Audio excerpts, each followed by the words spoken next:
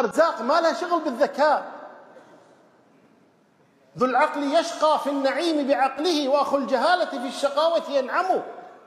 الذكاء ما له شغل. الأرزاق هذه أرزاق مكتوبة من عند الله تبارك وتعالى،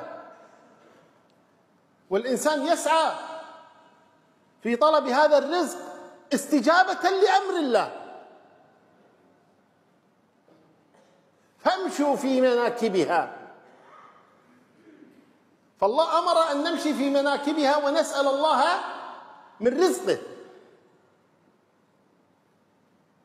لكن هذا المشي استجابة لأمر الله، لا أن الرزق لا يأتيك إلا وأنت تمشي، لا.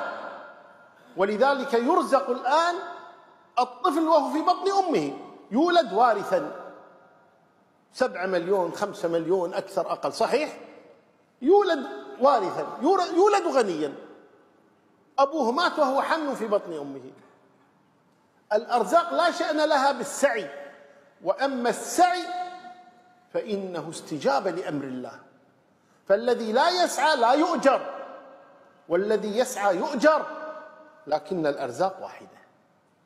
ويذكرون عن أخوين، قال أحدهما لأخيه، قال: إذا أردت الرزق لابد أن تسعى في طلبه حتى تحصله. فقال له أخوه: لا، رزقي يأتيني ولو كنت في مكاني. قال: لا، لابد أن تسعى لتحصل الرزق. قال: لا، رزقي يأتيني ولو كنت في مكاني. قال: ابقى في مكانك، إن شاء الله باكر أرجع أصلي عليك ميت من الجوع.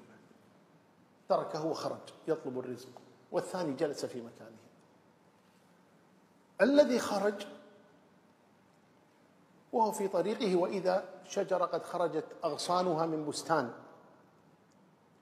ثم سقطت تفاحة على الأرض خارج المزرعة، فأخذها. حلال؟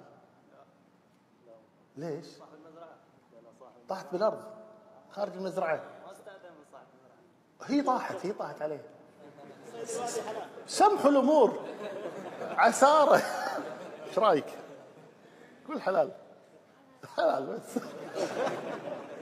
فالمهم أخذ التفاحة فجاء ليأكلها، فتذكر أخاه، قال: هذا المجنون في البيت الآن يقول لازم الرزق يجيني، ما راح يجيه رزقه، يموت الحين وأنا ابتلش فيه، أخوه.